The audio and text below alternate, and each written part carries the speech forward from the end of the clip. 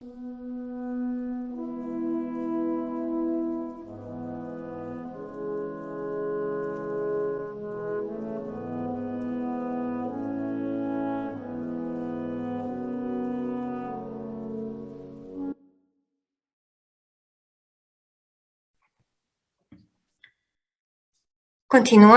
vamos ouvir a Laia do Lewis, que nos vai falar sobre Sofia Akamote.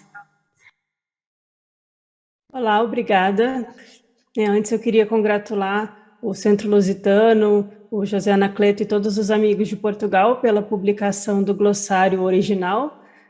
Para mim foi um pouco difícil escolher o termo, são tantos termos atrativos, na minha opinião.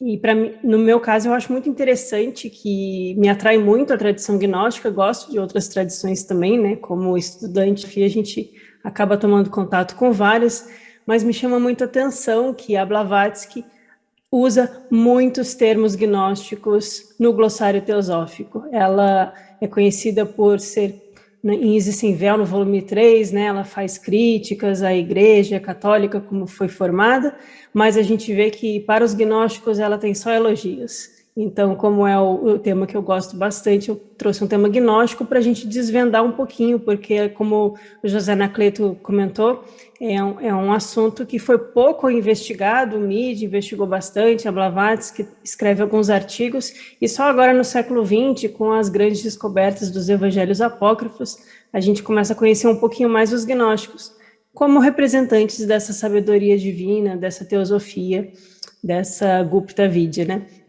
Então, parabéns pela publicação do glossário. E aí eu comentei que eu vou fazer uma conexão com a apresentação do Jorge, porque a Sofia Ashmo tem tudo a ver com essa relação, né, de percebermos a vida divina presente no cosmos, na natureza, na matéria e em tudo quanto existe. Os gnósticos, eles vão fazer o uso de mitologia, então nós vamos encontrar o ensinamento deles um pouco velado, detrás de mitos, de contos cosmológicos, né, com personagens às vezes antropomorfizados também, mas eu gosto muito de chamar atenção para a gente perceber, inclusive, como a Blavatsky incentiva em alguns artigos que até estão nos escritos seletos de Blavatsky, que vocês também publicaram, ela chama atenção para a gente pesquisar lá nos neoplatônicos, quando ela cita Jâmblico, quando ela cita Próclo, para a gente entender como eles fazem uso também dos mitos helênicos para explicar o simbolismo detrás desse ensinamento, o modo como os mitos falam com o inconsciente, os mitos tocam nos símbolos da alma e ajudam a nossa mente presa no concreto a atingir níveis mais abstratos e mais metafísicos. Então, essa é a metodologia gnóstica, é um pouco assim, baseada nessa metafísica dos mitos e do simbólico. Então, Sofia vai ser conhecida, a gente conhece aqui como teosofia, sabedoria divina, né? Mas essa Sofia Ashmo não é a Sofia da sabedoria divina, é uma outra, é a filha. A sabedoria divina é a mãe. Mas a Sofia Ashmo também também é mãe. Então, vamos tentar entender um pouquinho o que ela representa. Deixa eu só botar o meu alarme aqui, porque eu tendo a estourar o tempo, então a gente cuida do tempo juntos. Pronto. Vamos lá. Então, Sofia Ashmo é uma palavra grega, eu trouxe aqui do nosso novo glossário teosófico. É um termo grego e significa a filha de Sofia, a luz astral personificada ou o plano inferior do éter. Então, a partir daqui, a gente pode simplesmente ir para o verbete de luz astral e tentar entender um pouquinho mais e entender que Sofia é a luz astral personificada num mito gnóstico. Mas os gnósticos e também a própria Blavatsky na Doutrina Secreta vai trazer alguns dados a mais sobre essa personagem tão bonita, né?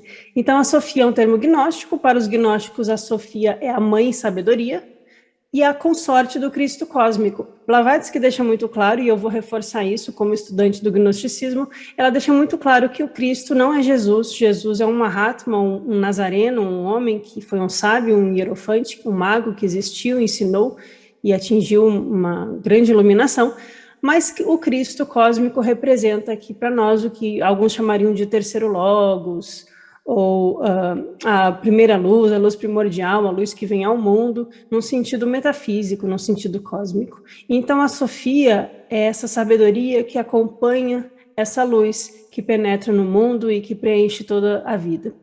Então, há duas Sofias para os gnósticos, uma superior e uma que desce. Ela também é referida como o 12º éon. Os gnósticos vão ter sistemas de cosmogênese com éons e planos celestiais, e há 12 éons no plano superior e 12 no inferior, somando 24. E a Sofia é o 12º de cima, ou seja, aquela que está mais próxima do nosso mundo manifesto. Ela representa o divino no mundo criado. Ela é uma luz que cai e preenche o mundo, representa a luz dentro de nós e a alma que precisa retornar à sua origem. Ashamot, esse termo Ashamot, também pode ter origem no hebraico Chokmah. Lá na Sefiró, né, Keter Benai Chokmah, a gente tem Chokmah associado às vezes com a Sofia Ashamot. E os gnósticos Bardesanes e Valentino, que são gnósticos da época antiga, do século II, III, usam a forma siríaca, Hakmut, como aquela que dá a luz. Então, isso é um pouco o que a gente entende como Sofia. Sofia Hakmut, então, vai representar a alma em sua jornada, e aí é interessante, ela precisa se arrepender e se reconectar à divindade e levar aos céus. Então, ela vai representar também essa jornada da alma. Então, ela pode ser tanto lida como essa imagem da luz astral, mas também no sentido particular, como a alma que busca retornar à sua origem. E ela vai ter uma luta contra as forças obscuras da matéria, as forças que nos cegam, que escurecem a nossa mente e nos incitam os vícios e os kleshas, né? Patanjali chamaria de kleshas. Então, a Sofia aqui, ela vai ser a mãe do Demiurgo. O Demiurgo, para os gnósticos, ele é o criador do mundo, do quaternário inferior, basicamente. O Demiurgo dos gnósticos não é o Demiurgo platônico, nem é o criador do mundo celestial. Ele é o criador da matéria cega e da ignorância. Ele representa a ignorância e o véu. Então, a Sofia vai ser a mãe dele. Então, quando os gnósticos entram em embate com a patrística, eles vão dizer assim, olha, o Deus que vocês estão cultuando, esse Deus aí do Velho Testamento, que criou o mundo, não é a vida eterna, não é a vida una, não é a primeira proposição fundamental, é só um artífice criador do quaternário inferior, né? Ele surge a partir de um desejo de Sofia. O mito vai ser muito bonito. A Sofia, ela é o último éon do plano celestial. Ela vai olhar para cima e contemplar todos os seres de luz e a unidade, e o primeiro, segundo, terceiro logos, aqui na nossa linguagem. E ela vai desejar, vai surgir um desejo de criar por ela mesma. E aí ela faz uma contravenção, entre aspas, porque é um mito, e ela olha para baixo, para o abismo, e ela gera o caos. Ela gera as águas do caos, da matéria, do abismo. E aí ela gera um ser, só que ela gerando uma ruptura, ela quebra com o espírito da unidade. Então ela gera sem espírito, ela gera o aspecto material e psíquico da nossa existência. E daí que vem toda a confusão do mito. Então ela olha para baixo, ela faz a transição do imaterial para o material, do noumenal ao sensível. A Sofia, ela é restaurada, então, depois de fazer essa criação.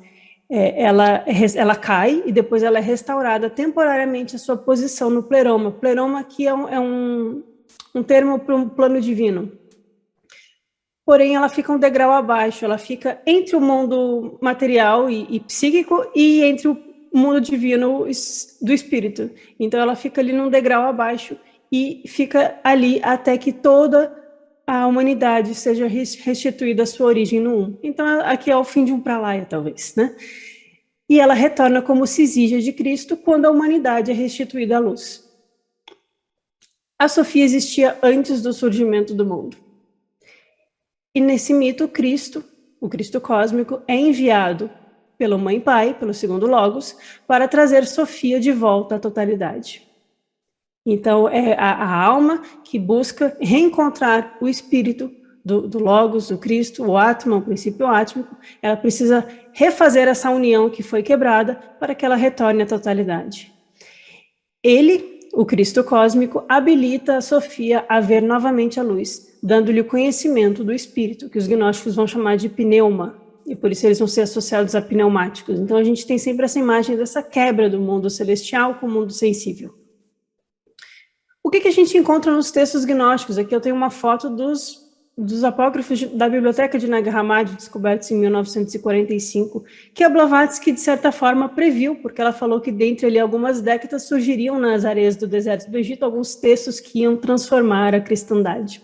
Então, nesses textos a gente encontra esses mitos gnósticos e essa filosofia, essa metafísica gnóstica.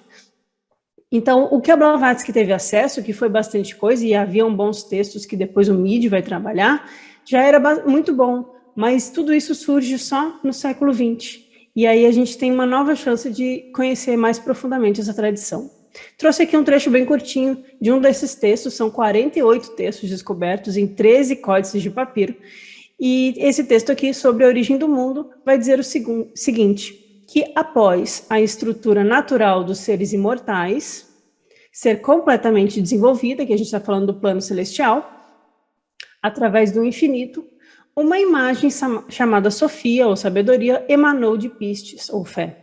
Porque ela tinha vontade de criar um reino semelhante à luz pré-existente. Ela tinha um desejo de copiar o reino da luz pré-existente. Imediatamente o desejo dela se manifestou, tomando a forma do firmamento e tendo uma proporção inimaginável. A Sofia situa-se entre os imortais e os seres que vieram a existir depois deles, segundo o modelo das coisas superiores. Ela atua como um véu, separando os reinos eternos do universo que fora criado. Então a gente vai encontrar a Sofia mãe, que é a consorte do Cristo, como a sabedoria do termo teosofia, e a Sofia filha, que é essa Sofia Ashmo, que é aquela que está entre os dois reinos, o reino dos imortais, o reino da trindade dos três logos, e o reino do mundo criado. E ela faz esse véu. E ela tem um filho, que é o demiurgo gnóstico, que é uma serpente com cara de leão, chamado Yaldabaoth. E a Blavatsky vai citar o Yaldabaoth na Doutrina Secreta. Então ela conhecia essas coisas.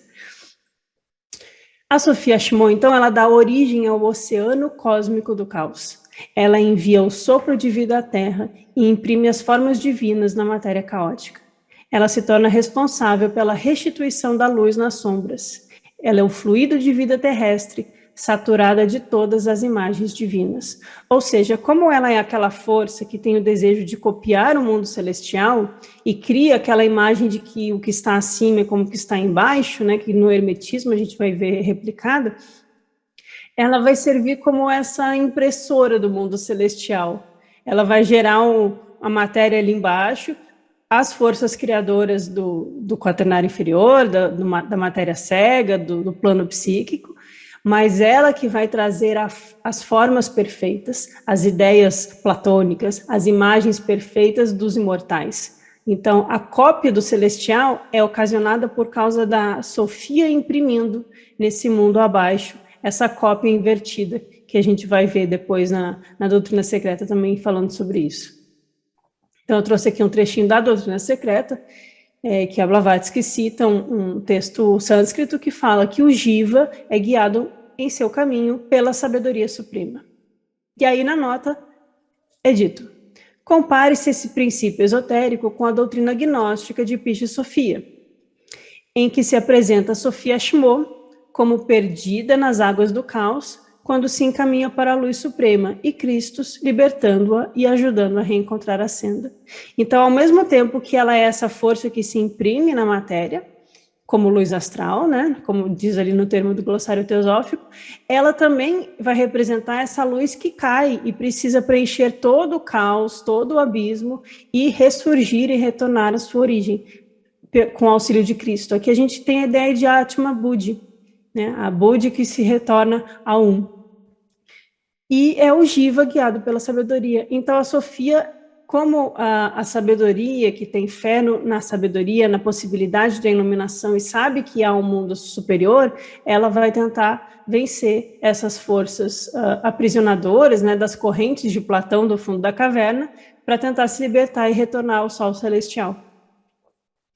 Também na doutrina secreta a gente encontra que para os gnósticos, Jeová era Yaldabaoth, o filho das trevas, cuja mãe, Sofia Ashmo, era filha de Sofia Sabedoria. Então, a gente tem aqui as duas Sofias, e essa Sofia Ashmo como mãe desse Deus cego, dessa força cega, que é a própria vidya da matéria, né? A ignorância. E a Blavatsky vai relacionar essa Sofia superior, a mãe que está junto com Cristo, ao Espírito Santo dos primeiros cristãos e também ao Akash. Então a gente viu a apresentação da Josi sobre o Akash, e os gnósticos vão relacionar a Sofia superior, não a Ashmo, com o Akash. Então a gente tem Akash, luz astral, Sofia divina e Sofia que cai. A Sofia Ashmo personificava a luz astral, diz a Blavatsky na doutrina secreta, o éter. A luz astral se encontra na mesma relação para com o Akash e a Anima Mundi que Satã para com a divindade, ou seja, são aspectos de polos diferentes, mas da mesma força. São um e a mesma coisa vista sob dois aspectos, o espiritual e o psíquico, o liame superetéreo, ou de conexão entre a matéria e o espírito puro, e o físico, né? Aqui nessa publicação também do Centro Lusitano Cultural, aí de Portugal, a gente encontra a Blavatsky comentando ainda sobre a Sofia Ashmo. Então ela vai enfatizar que a luz astral é o céu médio dos gnósticos, esse limite entre o superior e o inferior, né, no qual está Sofia Ashmo, a mãe dos 7 construtores, ou espíritos da Terra, que não são necessariamente bons, e entre os quais os mesmos gnósticos situaram Jeová, a quem chamam de Aldabaoth, demiurgo, né, e que ela não deve ser confundida com a divina Sofia. A luz astral deve ser aceita aqui como um termo genérico que significa a ideação universal, ou seja, essa ideia universal e divina que é refletida nas águas do espaço ou caos, e é o motivo da luz astral, ou seja, a luz astral é como o espelho da ideação divina superior. E é isso que a Sofia vai fazer. Ela vai ser responsável por trazer o que é de divino para o material, para que o material tenha espírito, para que ele tenha vida, para que ele seja uma cópia do divino e não só algo sem forma, né? Ainda conversando a Blavatsky com o Kingsland, né? E dando a abertura para o Martin daqui a pouco, Fohat está na luz astral, porque está em todas as partes até o 4º plano. Então, a Sofia também vai se relacionar com a força de Fohat. Nós chamamos luz astral aquilo que reflete todos os planos superiores de consciência na matéria e nos seres. E aí o Kingsland conclui, então, a luz astral contém o protótipo de tudo. Assim, Sofia é a mãe de todos os seres do mundo sensível. Ela contém o protótipo e as imagens do plano celestial. E a Blavatsky continua, o que é essa luz astral? É todas essas inteligências que já estão, desde o Sol saído do caos, na matéria, e todos esses construtores do baixo mundo procedem dele. Todos os construtores que procedem dela, os construtores do mundo terrestre cósmico. Então, a Sofia é a mãe de todas as forças construtoras.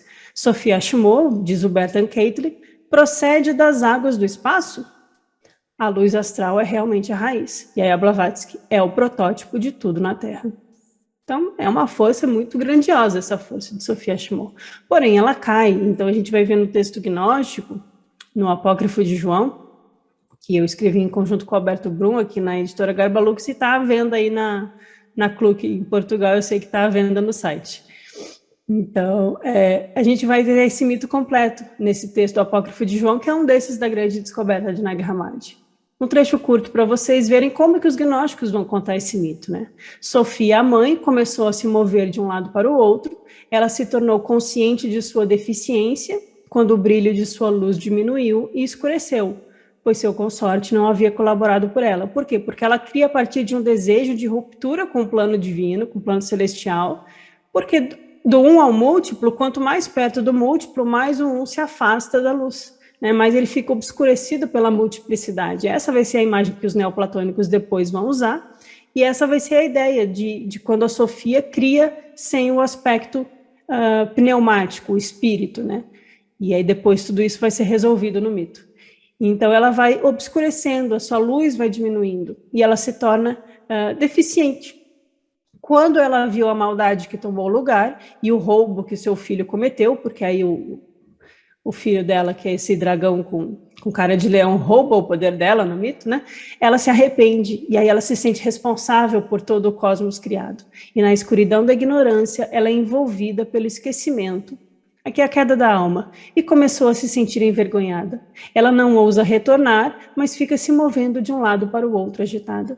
E ela se arrependeu e derramou lágrimas, e todo o pleroma escutou a prece de seu arrependimento. E eles a louvaram em nome do Espírito Virgem Invisível. Espírito Virgem Invisível aqui para os gnósticos é um nome para o pai e mãe. É a pronoia que eles vão chamar. Então, ele consentiu e quando assim o fez, derramou sobre ela um pouco da plenitude do todo. Então, o todo derrama-se no mundo que ela gerou para que ele não fique sendo deficiente, né? E seu consorte, ou seja, o Cristo cósmico, não veio diretamente a ela, mas veio através do pleroma, pleroma que é um nome gnóstico para o plano divino, de modo que pudesse restaurar o que faltava nela. E ela foi levada para cima, mas não para o seu próprio éon. Ao invés disso, foi colocada numa posição logo acima de seu filho, e ela deveria permanecer no nono céu até ser corrigida sua deficiência. Esse é um trecho do Apócrifo de João, e eu achei que essa imagem ilustra bem, porque nós temos aqui uma feminina, né, uma força feminina, que está aqui entre o sol celestial e entre o mundo criado, que tem esse Ouroboros aqui, e o filho dela é retratado como uma serpente, né, demiúrgica. E os 7 planos dos 7 planetas e dos 7 construtores da matéria e as forças celestiais tentando trazer a vida e a luz para o mundo material e psíquico. Então, ela fica nesse meio termo, exatamente como é descrito a função da luz astral na doutrina secreta, né? E ela vai cuidando do nosso cosmos. Então, esse texto do Apócrifo de João termina com um hino, eu coloquei só um trecho aqui para a gente finalizar com a questão da Sofia como a nossa alma também, né? No Apócrifo de João, a gente vai ter essa imagem da pronoia da luz, que é a luz que vem do alto, e é um aspecto feminino que preenche o cosmos. E ela diz, eu sou a abundância da luz, eu sou a lembrança da plenitude, e viajei através do reino de grande escuridão, e continuei até entrar no meio da prisão. O fundamento do caos estremeceu, e eu me escondi deles por causa de sua vilania, e eles não me reconheceram. Porque a Blavatsky, quando ela encontra o texto Piscofia, é muito interessante no texto das atas da loja Blavatsky, do livro anterior que eu citei, ela pede para o Midi traduzir o Piscofia, ela fala, eu estou aqui com um manuscrito em latim, e é um texto muito importante, e alguém precisa estudar esse texto e traduzir, o Midi vai ser o primeiro a trazer em língua inglesa, traduzido o Piscofia, né, para a gente poder ler, e é interessante que nas reuniões a Blavatsky instiga os alunos dela a estudarem, né, ela traz a voz do silêncio com o budismo, ela traz o Piscofia com o gnosticismo, e ela fala, peguem a doutrina secreta e estudem também nas outras fontes para vocês entenderem. Então, eu acho que é esse exercício que a gente faz aqui. E aí a Blavatsky escreve, eu trouxe aqui a edição da Editora Teosófica do Brasil, mas eu acho que tem também em Portugal uma edição. A Blavatsky escreve um comentário à Piscofia. Piscofia vai ser essa Sofia Ashmo no seu aspecto alma, porque ela cai. E ela tem que fugir dessa vilania que tem aqui nesse texto. Essa prisão, ela cai no mais profundo da matéria e ela precisa fugir da vilania do quê? Das forças que obscurecem a nossa mente, dos kleshas, dos vícios, desses 7 arcondes em seu aspecto sombra. Ela precisa reencontrar a luz que está em nós e buscar o Atma dentro dela, que é o Cristo, né? A Blavatsky vai relacionar o Cristo com o Atma. Nas cartas dos Mahatmas também a gente encontra isso. Então, a Blavatsky, no seu comentário a Piscofia, vai relacionar a Sofia com a alma que cai em peregrinação. Ela faz arrependimentos e a sua busca da união com Cristo representa as iniciações. Desejando a luz, Sofia desce às profundezas do caos e precisa ser restituída ao seu local de origem. Então, a gente vai ter a Sofia lutando contra 7 forças construtoras da matéria, que também vão representar virtudes. Quando o aspecto sombra é vencido, ele desperta o aspecto virtude, porque essas forças são cópias do mundo superior. E a Sofia, ela vai vencendo um a um com hinos e cânticos, e esse vai ser o grande tema de Piscofia. E ela vai ser restaurada à sua condição divina, como a sabedoria divina, a sabedoria plena.